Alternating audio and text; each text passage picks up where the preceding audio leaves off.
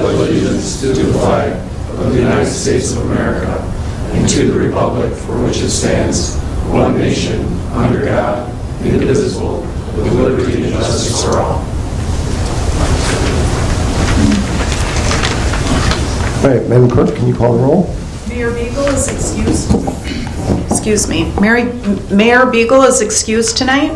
Deputy Mayor Resnick. Present. Councilmember Behrman. Present. Councilmember Gotchel. Here. Councilmember Grunland Fox is excused. Councilmember Sharp. Present. Councilmember Smiley. Here. Quorum present. Okay, thank you. Do we have any changes or additions to the agenda, Mr. Brown? Deputy Mayor Resnick, I do not have any changes or additions.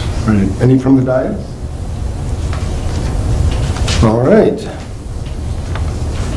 First item on the agenda is a public hearing. I do want to make a note that a motion was made at the November 15th City Council meeting to set a public hearing for the ordinance enactment that is under unfinished business on tonight's agenda. It's been determined that a public hearing is not necessary for that one, so there will be one public hearing tonight for the community input regarding the CDBG funds. And so I would like to open the public hearing now, and I will read the rules for a public hearing.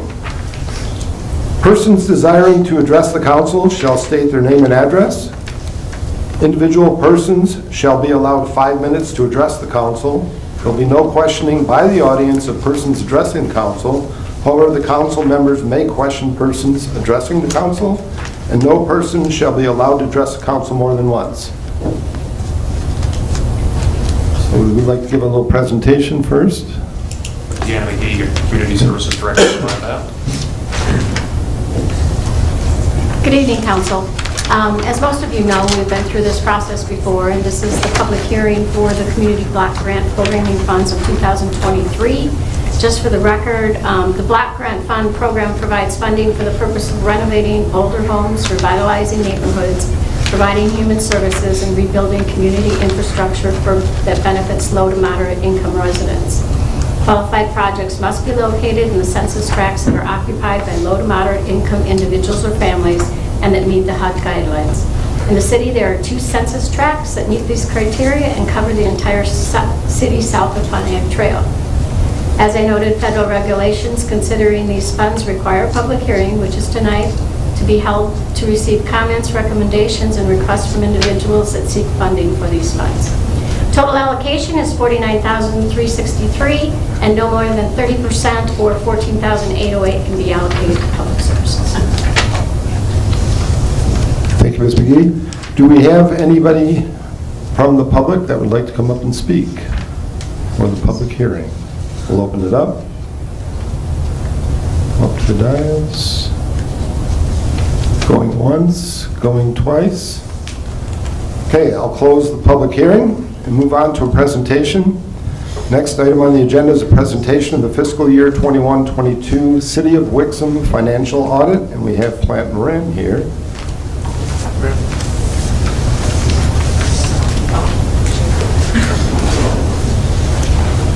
Good evening. Don, here. I think it's in frozen about 30 seconds. Modern technology. If you could introduce yourselves as well. Yes. So, thank you for having us. My name is Martin Olenek. I'm the partner from Plant Moran that was on the audit. With me is Nikki Asho, who was the manager. What we want to do is present to you the financial statements in general, but pretty much focus on the graphs, and not go page by page on the financial statements, which hopefully you appreciate. We don't want to put anybody to sleep. I did want to mention real quick before too, is that as we go through the presentation, if you have any questions, feel free to approach us with it during the presentation or hold them until the end, whatever is easier for you. And I did want to say thank you to the city just in general for all the help throughout the audit process. I know there's a lot that's asked of the city as we go through the audit, through the control testing, through just overall testing of the balances, and there's already so much, full plate of responsibility on a day-to-day basis, and then an auditor comes in and just asks for additional questions and things like that over numerous weeks. So just thank you so much for all the help. So with that, I did want to mention just real quick the thick document, the financial statement. As I said, we're not going to go page by page, but the first couple pages is the opinion letter. It is an unmodified opinion, which basically in normal terms, what that means is that you can rely on numbers that were presented to you for budgeting purposes, et cetera. So based on our testing, we didn't see any issues or anything like that, and we agree with the way the numbers were presented. So with that, I'm going to turn it over to Nikki to go over the financial statement graphs, and then I'll cover the post-audit letter.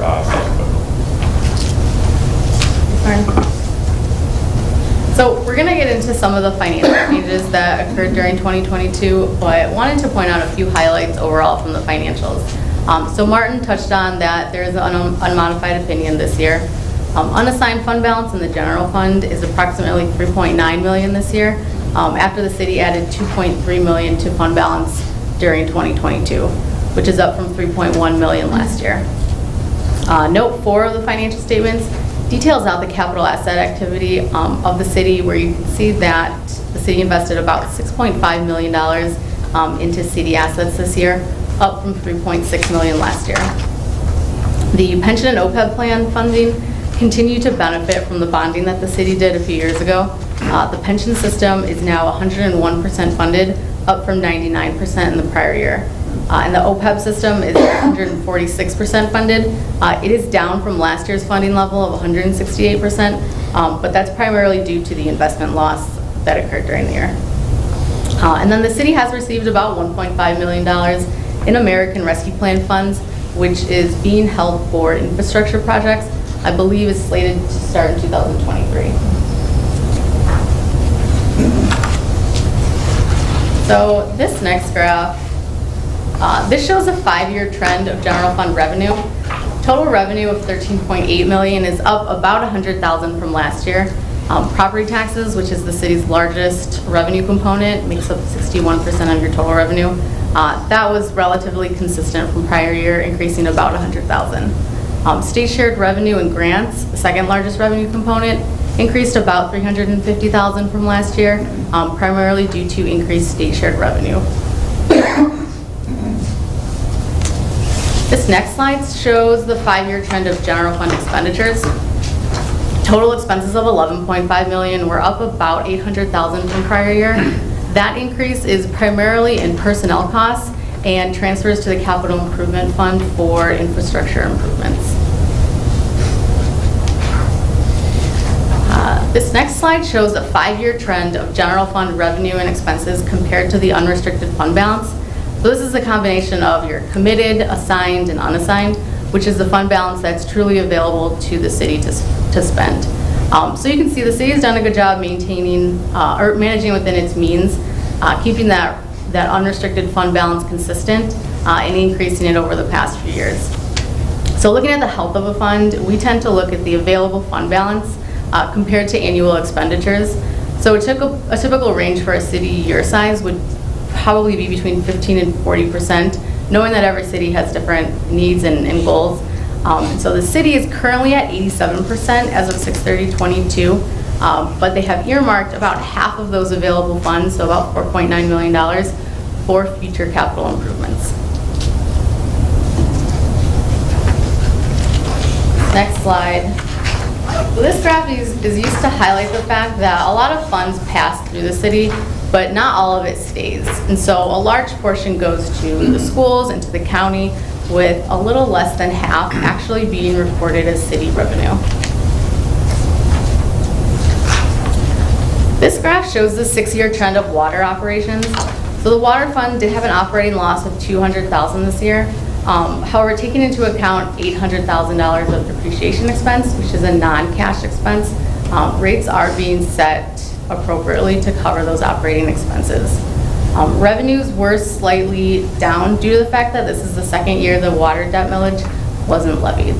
And then that unrestricted net position, or what's available to spend, continued upward again this year. This next slide shows the same information for the sewer operations. And so sewer had operating income this year of $36,000. So rates are being set to cover those operating costs, especially taking into account the depreciation expense of $1.3 million. And then the unrestricted net position again continued upward. So the purpose of this graph is to show the trend of capital investment compared to the depreciation of assets currently in place. So are you reinvesting at the same pace as the useful life of current asset decreases? So for general government, you had a few years of increased capital improvements, and from 2019 to 2021 had been coming down on that investment. 2022, this year, had a spike, and as mentioned earlier, the city has earmarked about $4.8 million for future capital improvements. This graph shows the same information, but for your water and sewer capital investments, which are much more in line with the depreciation of current assets. And then again, significant investments were made in 2022.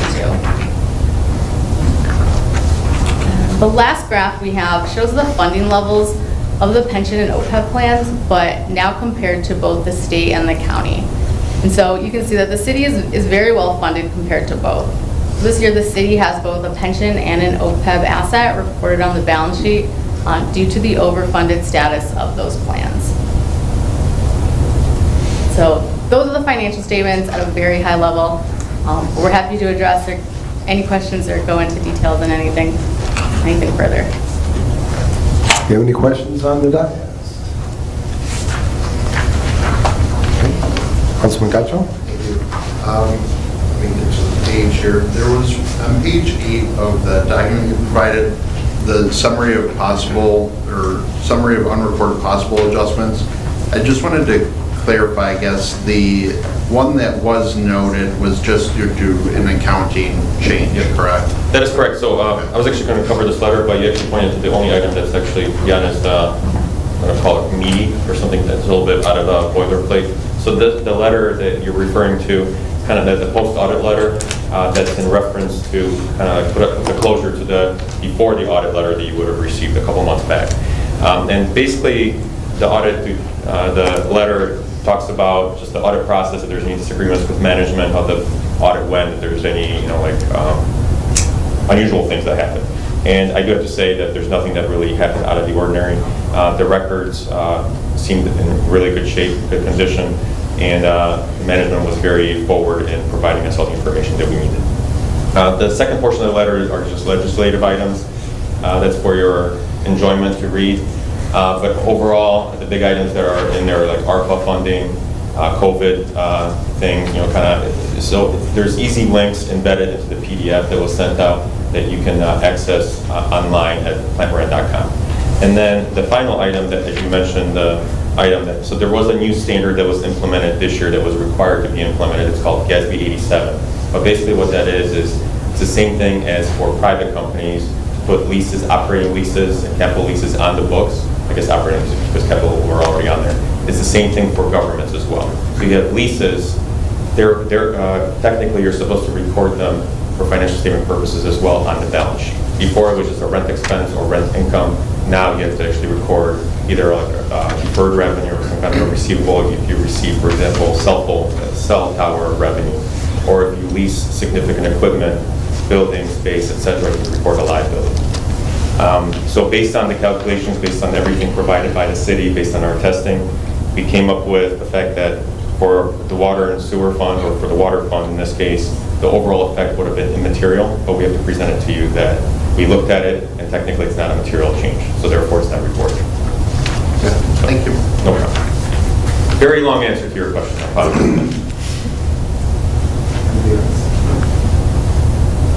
Anybody else? All right. Well, thank you so much, Plant Moran. Thank you so much. Thank you If there's to any follow-up questions or anything, we're happy to address this. Thank you to our finance department as well. Great job on your office this year. All right, we'll move on to the next item on the agenda, and that is the approval of minutes. We have one set of minutes tonight, the regular city council meeting minutes of November 15th, 2022. Do I have a motion? So moved. Okay, we have a motion by Councilman Barron and seconded by Councilman Gacho. All those in favor signify by saying aye. Aye. All those opposed? Okay. Next item on the agenda is correspondence. We have two items of correspondence this evening. One from the Michigan Public Service Commission notice of hearing for the customers of DTE Electric Company, case number U-21259. And the second is a letter from the Michigan Public Public Service Commission a notice of hearing for the customers of DTE Electric Company, case number U21193. And that brings up the first call to the public. I'll read the rules for call to the public. The public shall address the council during the call to the public, which will be included on the agenda immediately after correspondence, and again immediately after new business. The first call to the public immediately after correspondence is limited to agenda items only. A person should not address the council for in excess of 5 minutes unless the time is extended by a majority vote of the council. Persons wishing to address the council shall identify themselves, place of residence, and state their reason for addressing the council, and all comments by the public shall be made directly to the council. Do we have anybody for the first call to the public on agenda items only? Going once, going twice. All right, I'll close the first call to the public. Move on to the city manager's reports. We have 2 reports tonight. One are the departmental reports from October 2022. Do we have any questions? Councilman Sharp. Thank you, Deputy Mayor. 2 questions, one for Ms. McGee on the Parks and Rec and one for Mr. Sigma on the engineering report. I don't know if anybody else has any for those 2 folks, but I guess I'll start with Deanna, if you don't mind. No, that's fine. Good evening. Question, Ms. McGee, on the Parks and Rec report. It said you met with a contractor regarding the pavers on the columbarium. How did that meeting go, and are we any closer to getting those pavers installed? The contractor actually has all the material on site.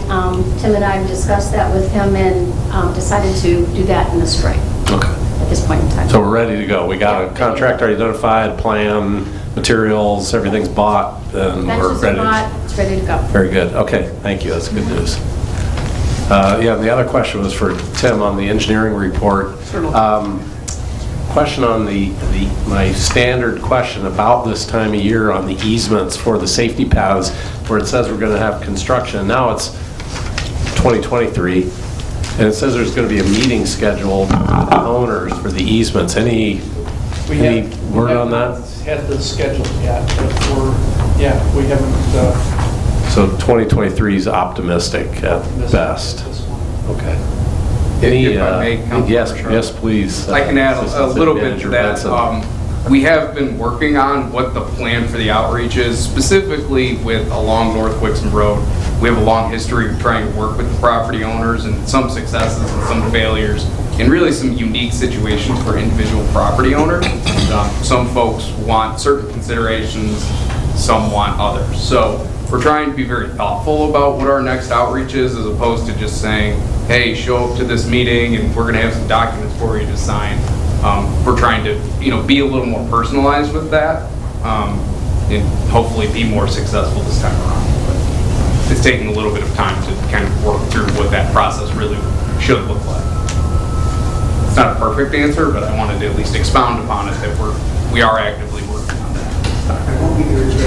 So we got our airline trail in, and those safety paths are used for bicycling as well. I know that's not their primary intent, but when you're on the east side of Wixom Road and you go north and you hit that, you just stop and there's no place to go, and you don't want to go out of Wixom. I'd like to get that done. I mean, that's kind of, to me, the next step of our bicycle-centric city, where we're out there. I was at the Green Goat today, plug in, and they've got several Wixom things in there with a bicycle on it. I was like, that's really cool. It's like could be our kind of our city brand, And so we need to get those paths done. I don't even know if there's anything council can do to help, but I'd love to be asked to help. So.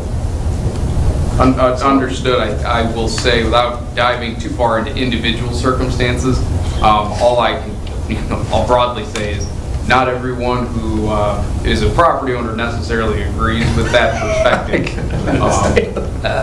So we're working on navigating that. I think we're coming to a point where we're not so friendly anymore, because we've been really friendly for a couple of years, and it may be time that we're not friendly, and it stinks, but that is our prerogative as government, to do what's best for the citizens, not for a single homeowner. So, Understood. Okay. Send it quicker. all right, thank you.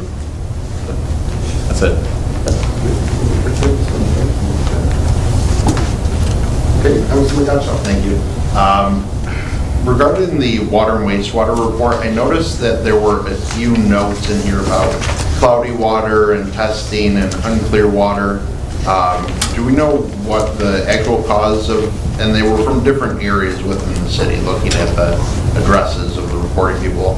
Do we know what the cause of that was? Was it testing? Yes, so about that time, when those reports came in, the Great Lakes Water Authority had finished conducting some of the repairs on their main line that transmits water, and they were pressure testing them, and they had brought some pumps online, so the added pressure was just transmitting. It affected us, it affected the city of Novi. It was just air pressure, and if you pull the water out of your tap and let it sit for a couple of minutes, the pressure just dissipated and the bubbles came out.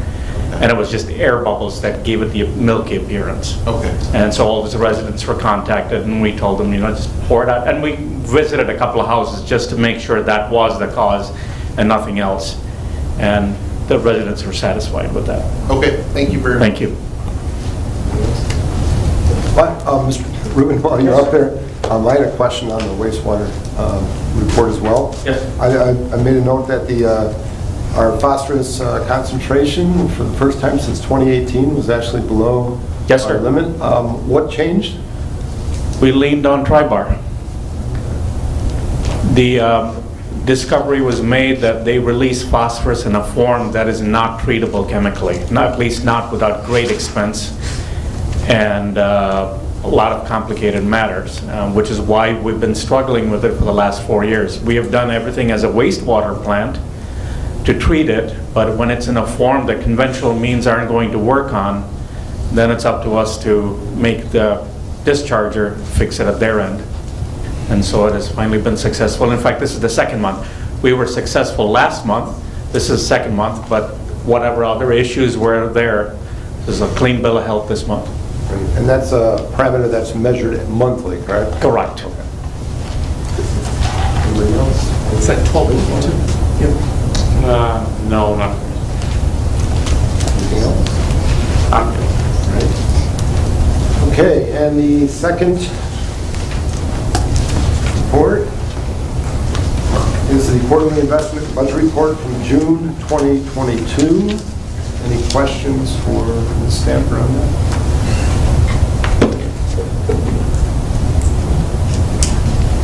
Good job. All right.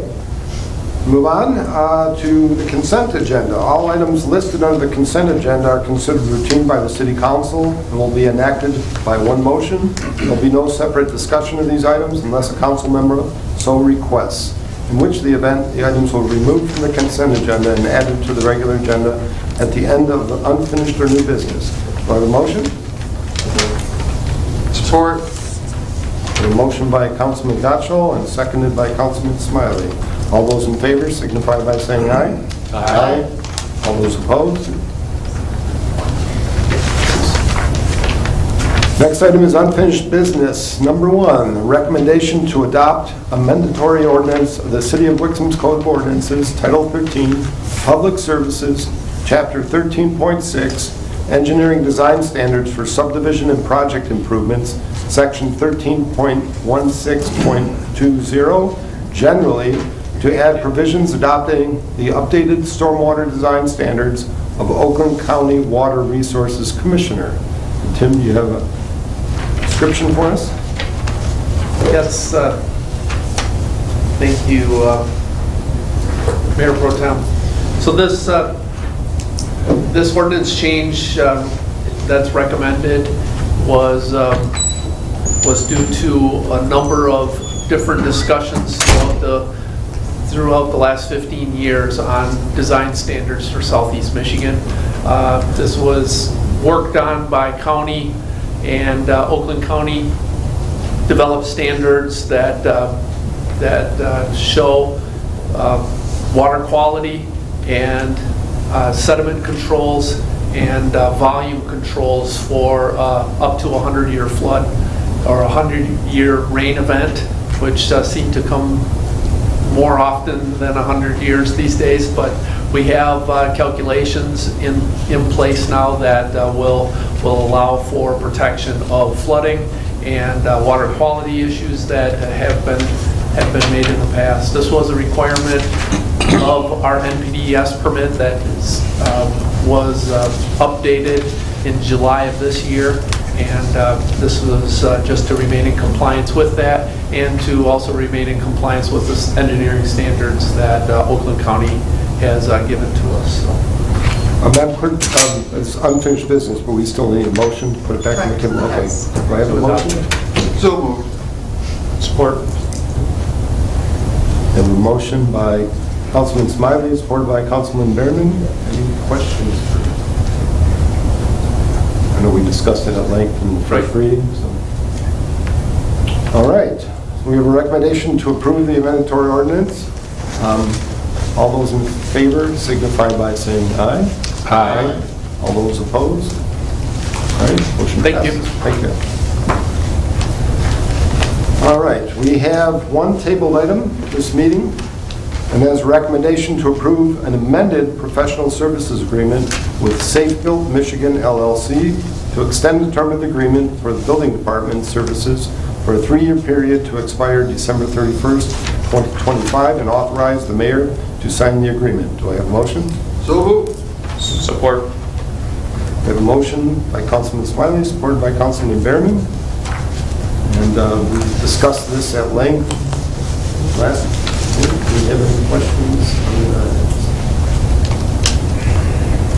I guess my only question would be, given the two of the people who did vote to table it last time, was there any feedback from either of them that they were comfortable at this point?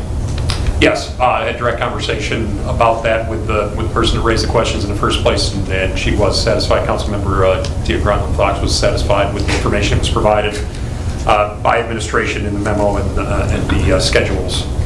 She was satisfied with proceeding. Okay. Then I'm fine. Thank you. We have a recommendation to approve this amended professional service agreement. All those in favor signify by saying aye. Aye. All those opposed? All right. Here we go. Congratulations, gentlemen. All right. We move on to new business. First item of new business is a recommendation to authorize the submittal of the 2023 Community Development Block Grant Program allocation in the amount of $49,363, with $4,900 to Haven for battered abused shelter, $4,900 for emergency services, $4,900 for senior services, and $34,363 to the Civic Center improvements. Do I have a motion? So moved. Support. Okay. We have a motion by Councilman Smiley, seconded by Councilman Sharp. Ms. McGee? As indicated before, the block grant required a public hearing, which we already had. And the recommendations are to basically take we rotate, in the past what we've done as a process is rotate between public services for emergency services and senior services. So the report reflects that also, with the remainder of the amount going to the new playground. Does anybody have any questions? Thank you. With the playground, and I know in reading the minutes, the joint meeting between Parks and Rec and another board, is that are we expecting that to be done next year or No. 2 years? Or 2024. Okay. All right. So next year we should expect to be giving our portion toward that again? Correct. Okay. Thank you. Very good. Any other questions? Very good. Thank you. We have a motion to authorize the submittal of the 2023 Community Block Development Grant Program allocation as written. All those in favor signify by saying aye. Aye. All those opposed? All right, motion passes.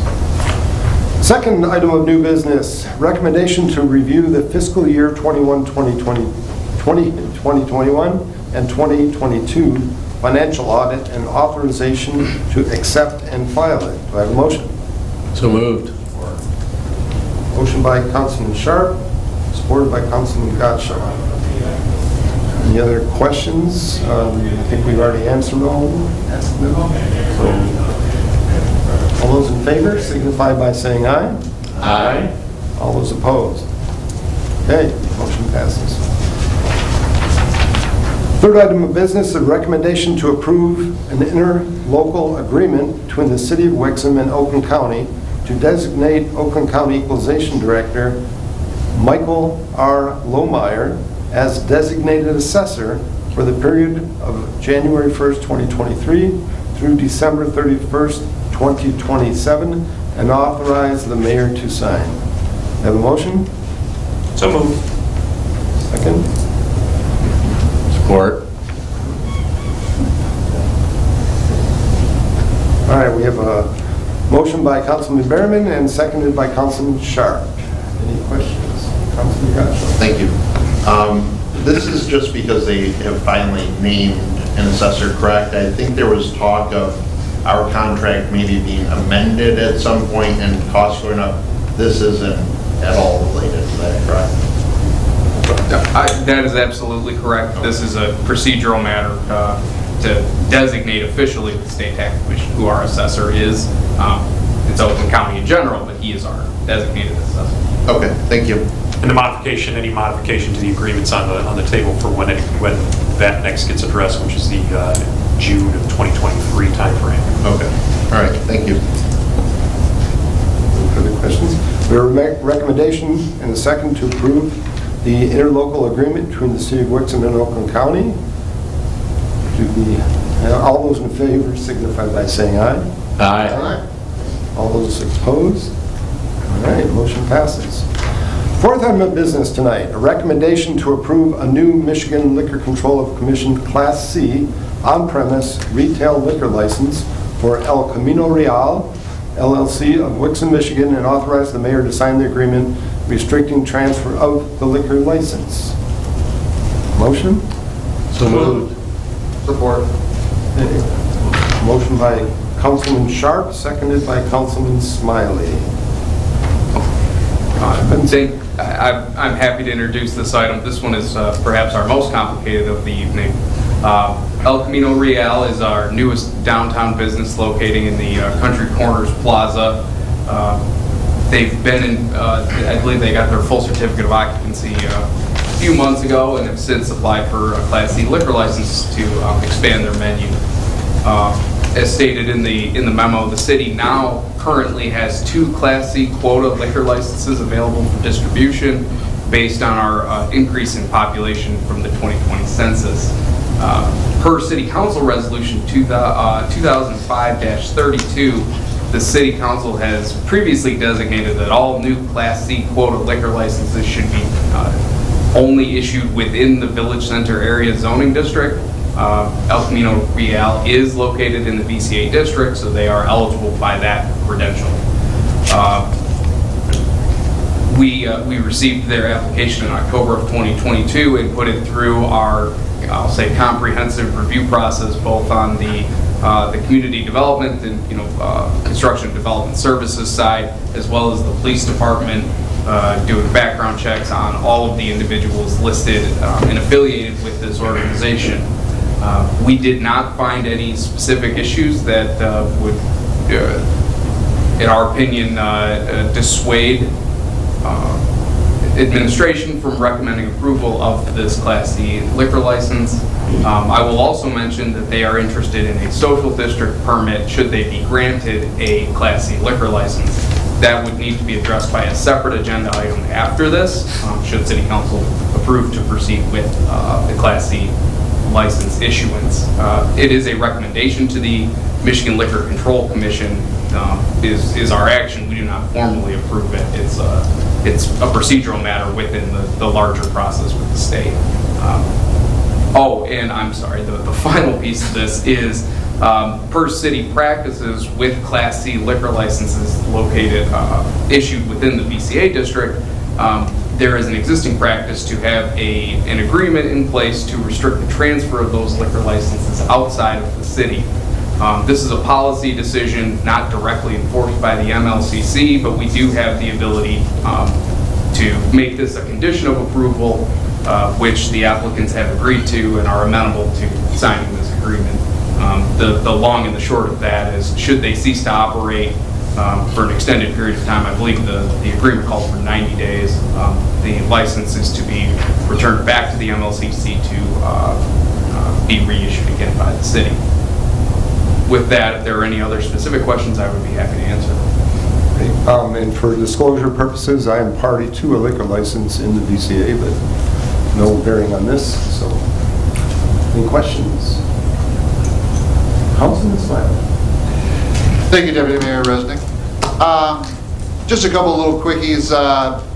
The previous tenants, the restaurant, did they have a license? I can't recall if they had a liquor license there. The previous occupant? Yeah. No, they did not. Oh, okay. So there was nothing had to get transferred anywhere. No. And then you said there's two open licenses. Are they taking one of them? Correct. Or is there two? Okay, so now there's one left. There would be one left. Based on population, we got one left. I do want to add one caveat to that, though. The city, specifically in the downtown district, we are eligible for redevelopment liquor licenses, which have become, I'll say, more liberally applicable. Unfortunately, those are not available until you are exhausted of your Class C licenses. So just because we only have two and down to one does not mean that we couldn't theoretically issue more through other mechanisms. It would be more difficult outside of the downtown district, I'll say that. But that's a different issue. Good to know. Thank you. Go ahead. Thank you. When I was reviewing the application, there were just a few details that I noticed that didn't necessarily look correct. Number 14 talks about distance from other licenses within a 2-mile radius. And they're saying the Chinos of Wixom is 2 miles away. If I'm recalling history correctly, that is now Wixom Station, or that is the partnership that operates Wixom Station.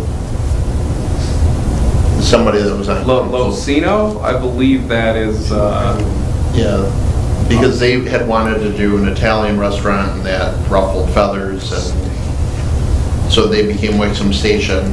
So if that, my question, I guess, is if that is the case and Wixom Station is owned by this group, does it impact them? Because that's certainly not 2 miles away from El Camino. Would that be something that affects the application that needs to be corrected? No, I do not believe so. Okay. The other one was just the 500-foot distance from school building. It's the building, not the property, right? That's correct. Okay. All right. Center of the road. Yeah, because it gets a little close over there to the property line, so. All right, thank you. Councilman Sharp.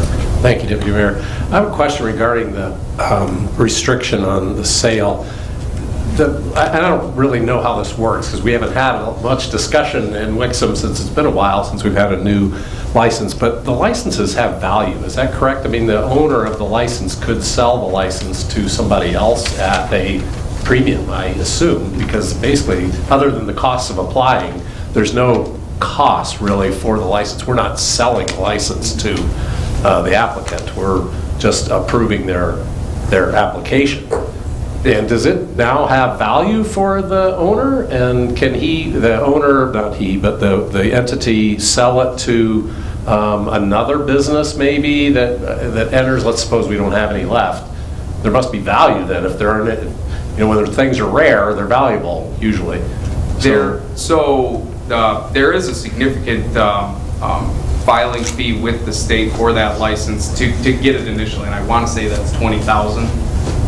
What ultimately happens with these Class C licenses, because they are limited, you can transfer them within the county to any other jurisdiction, but within the county as a whole, if you start to run low or there aren't any available, yes, they can be transferred for basically between private parties for whatever they agree to transfer them for.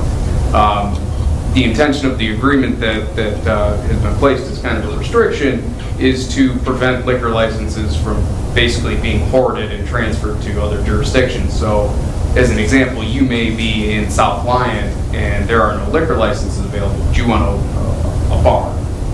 So, you come to the city of Wixom and are granted one and then transferred over maybe a couple of years later or something like that. Those scenarios have happened. I can't say specifically in Wixom, but in a general sense. So my understanding is the original practice of implementing these restrictions, which is not unique to Wixom, other communities do this as well, was done proactively as a recommendation from our city attorney to curtail that. It's a business attraction tool for us, and there's a way for us to retain that tool if the business goes elsewhere or closes its doors.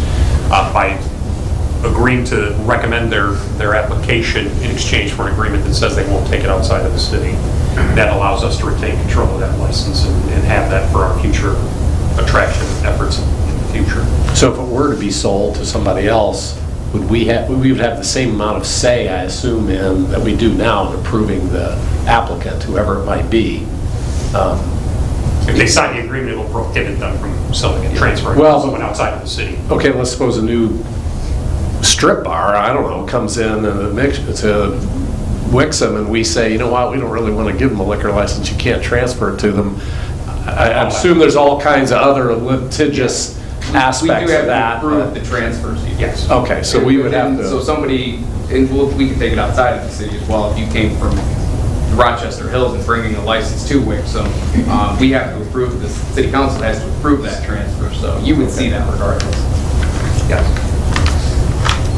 Okay, I guess believe I'm supportive of this for sure. I'm happy to have a new business.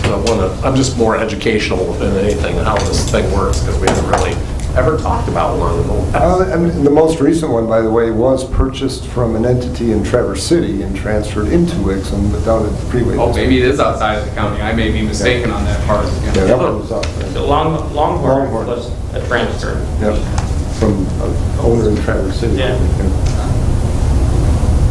Okay, thank you. Any other questions? What I had was the Longhorn transfer I was going to go to, but I'm in support of this. Aye. Okay. Oh, yeah. All right. I thought you had a question. No, I'm done with my question. I do want to say we do have the applicants from El Camino Real here. If anyone had any questions or just for a quick introduction, they did come out tonight. Maybe come up and introduce yourself.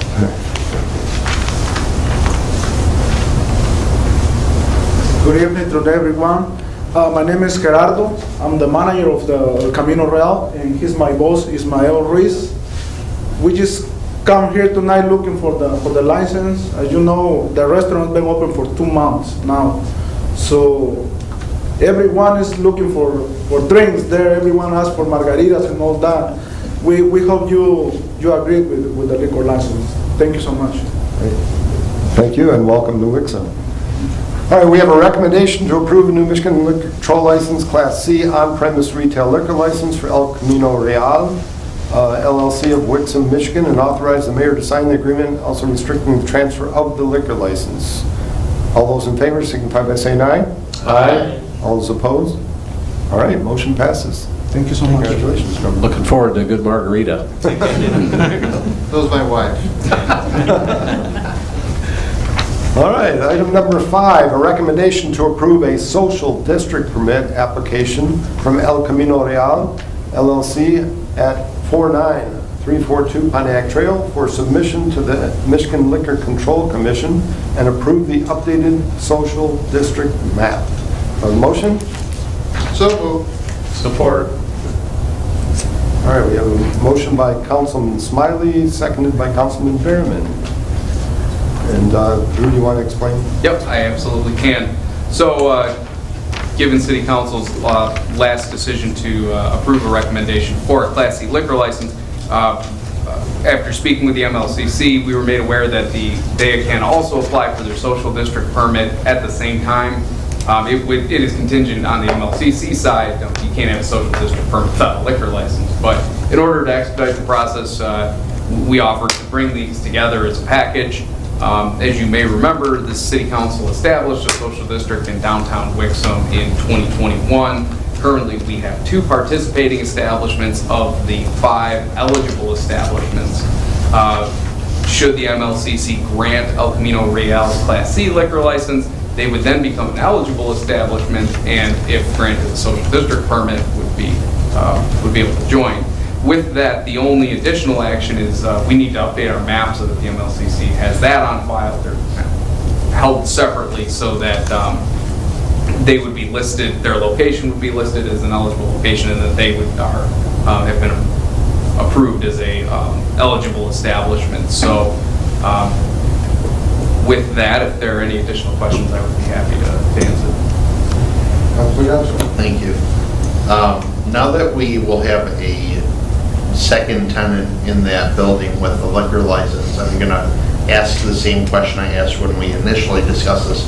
Are we really sure we don't want to extend this to the sidewalk behind the building too? Because I can guarantee there's people walking around with alcohol behind the building, not just on the Pontiac Trail side. The problem with the sidewalk behind the building is that's not technically, that's not a public sidewalk. Okay. That's a portion of the actual private structure. So technically, they should not be, walking on the front side. Now, does that potentially happen? Maybe, but it wouldn't. It's not part of the public right-of-way or the public area for us to be able to designate. If that makes sense. If we're designating units within the building, though, theoretically, I feel like we would also be able to designate the sidewalk behind it, because the unit itself is not publicly owned. We don't have any control over it. No, the map is just a reference where the liquor serving establishments physically are. There's a reference. The red lines show the boundaries, though, Yep. and those are the maps. My proposal is just, why don't we bump that red line back around the building? Okay. So the rest of it wouldn't be blue because they're not eligible tenants, or like you can't go into the Chinese restaurant and start drinking because they're not blue on the map. But that sidewalk, if someone's taking a beer down to Jets to pick up their pizza and they leave it out, like we feasibly, we know that there's people wandering around. Why don't we just correct the map to make it more practical for what's actually happening? Okay, I mean, we can certainly edit the map and bring it back. That's not a significant issue. Yeah, I don't know how anybody else feels, but I know last time when I said that it was poo-pooed, but I think the practical matter is that there's probably people wandering around on that sidewalk, so we should just make it so it's not technically against the rules. So, thank you. I'd just like to add that I know that the area behind the drafting table is part of the MLCC approved beer garden. That's a separate designated district beyond the social district. That makes me wonder. Oh, I'm sorry, I didn't mean to cut you off, but that actually raises an interesting question. With individually designated, temporary spaces for MLCC licenses, I believe we've run into issues with, having those temporary licenses on within the social district. Right. So I wonder if that could actually create a conflict. At a minimum, we can research the topic, and I can provide a report back on what we find on that. Yeah, to me, we should always do something that most people are doing. It's like speed limits. If everyone's going 50 and you make the speed limit 25, is it really practical? Not really. In this case, it's very much the same. If people are out there, why are we crafting a map so it says that they're breaking the rules or the law when we know what people are doing and we're fine with it? So, thank you.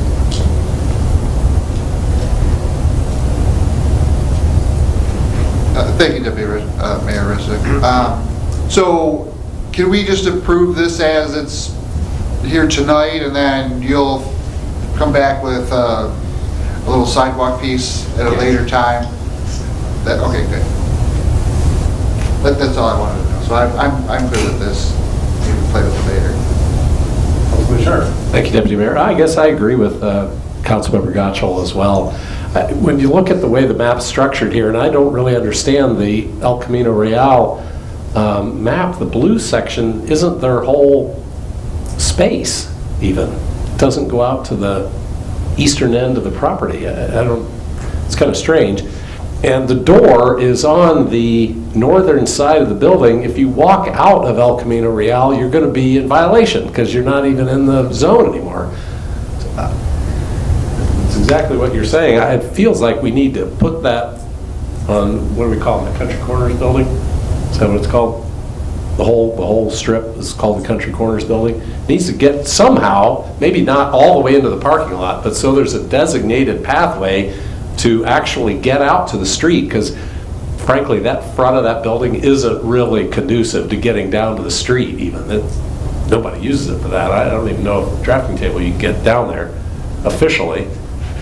So to leave the building and get around to the social district, you're violating the social district open container, because you're walking in a path that isn't designated on this map. So I guess I'm okay with Councilmember Smiley's suggestion too. We do it at a later date, approve it all now, but we do need to tweak this thing because it just doesn't, to me, it doesn't fit what's actually happening, the intent, I should say. So, thank you.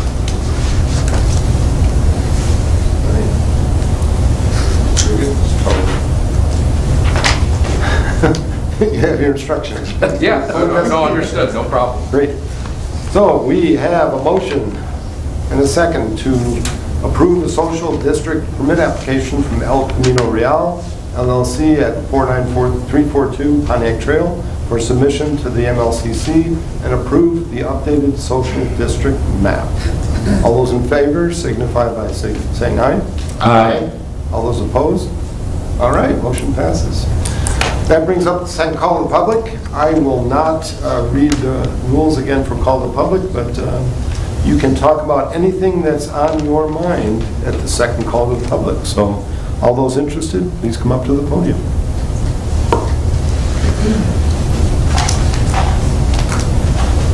Dr. Rahman, welcome. Good evening, Deputy Mayor, City Council, our admin team. My name is Dr. Ajay Rahman, for those I've not had the pleasure of meeting. I'm the Commissioner-elect of the new 14th District, representing Wixom, in addition to some other cities.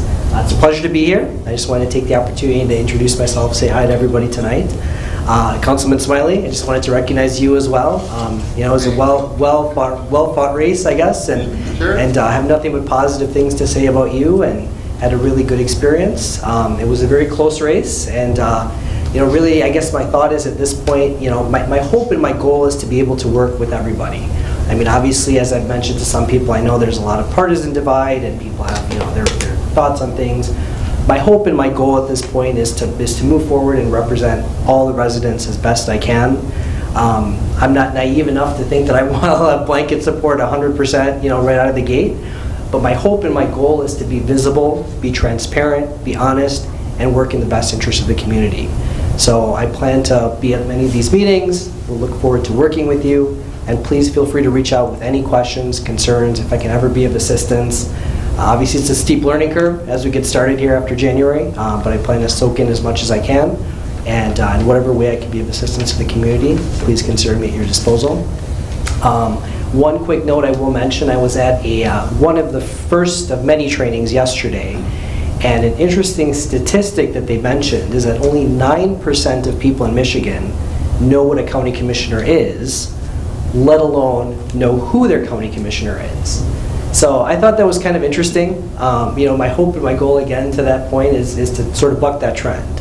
I don't know what your experience has been so far. You know, I know you've had some good county commissioners to this point, but I'm hoping to only continue and branch off from there. So again, nice to meet everybody, and please know I'm available and look forward to working with all of you.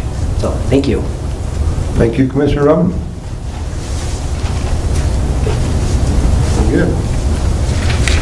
Anybody else for the second call to the public? Anything on your mind? All right, with that, we'll close the second call to the public and go on to city manager's comments. Mr. Brown. Thank you, Deputy Mayor. The only thing I had in my city manager's update is the work anniversaries of 2 employees in the DPW, that being Russ Pearson with 6 years and our foreman Jim Bird with 21 years occurring in December. So congratulations and thank you to both those employees. And if there's anything that's on your mind, I'd be happy to try to address it at this time or get the information if I can't address it today. All right, very good. Council comments. Well, we'll go this way. Councilman Sharp. Well, thank you, Deputy Mayor. Considering the mayor is not here tonight and the results of the game on Saturday, I have nothing further to add. You were not going to congratulate Mr. Meredith? You can wear the sweater if you want to, sir. Thanks.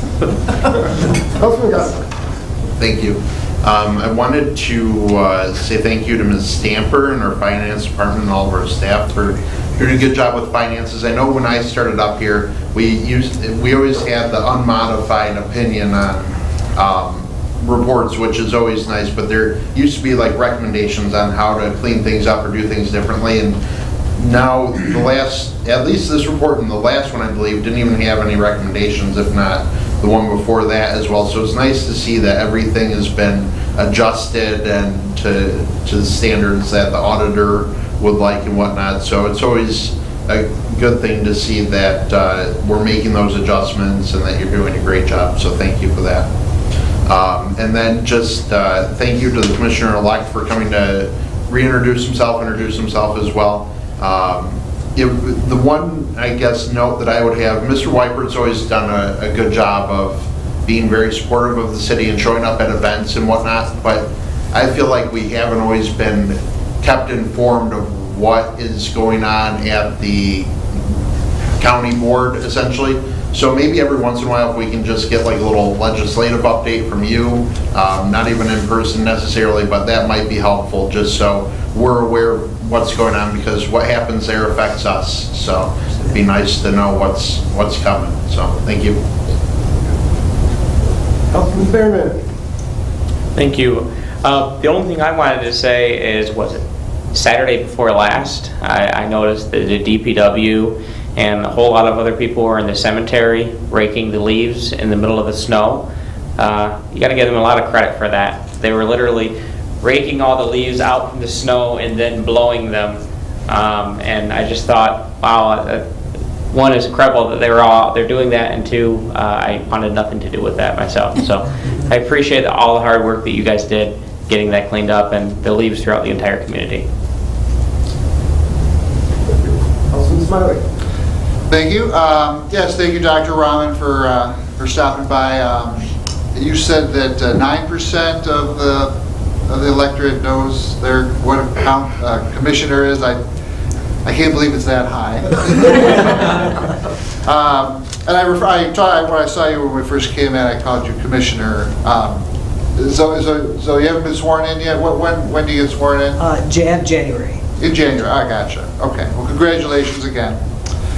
Other than that, my condolences. Ms. Bucky notified us all that a former commissioner on planning, Steve Zell, passed away, and I'm sorry to hear that. My condolences to his family. And then I hope to see many of you at the annual Wixom tree lighting this Friday. Santa's visit is always a treat. It's great fun for all the family. Thank you. Thank you. I'd also like to congratulate Marilyn and the finance team and department heads for a great squeaky clean audit, and let's keep that up. And so I know I've been up here, 14th year or whatever, and we've always had a really good report card, and even during the downtimes we did things right, so it's great. I'd also like to thank Dr. Rahman, Commissioner-elect Rahman, for coming by, and we hope for your support on our long-standing Beck Road Improvement Corridor project as well. And whatever support from the county level you can give us in that regard would be very, very helpful. And again, I would also like to say the Tree Lighting Festival to everybody out in the public there. It's something that has been a tradition now in the city of Wixom. Come out, sing carols, just stand around with a lot of your neighbors and friends. There's food, there's drink, there's ice sculpting, there's carriage rides, and Santa Claus, of course, will visit at 6:30. So, and that runs from 5 at 5 o'clock to 11 on the Friday, December 2nd, so please come out and you'll get to see the town lit up. DDA is doing a great job again, getting a lot of the local businesses to decorate. I mean, it really looks festive downtown, and thank you again for the big trees at the entrance. That's nice to see all of them lit up. We really appreciate that. And as well, the Wixom Historical Society has an open house and the Windows to Christmas at the Gibson House also on December 2nd from 6 to 9. You go over to the Gibson Farm and look at the house, and it's really decorated like the old Hudson's windows of old, for those of you old enough to remember Hudson's downtown and what the windows look like. They'll also have cookies and hot chocolate served there, so a couple of really nice things to do downtown. With that, do I have a motion to adjourn? So moved. Support? Okay. All those in favor, signify by saying aye. Aye. Aye. All opposed? Okay, thank you. Nice job, Tom.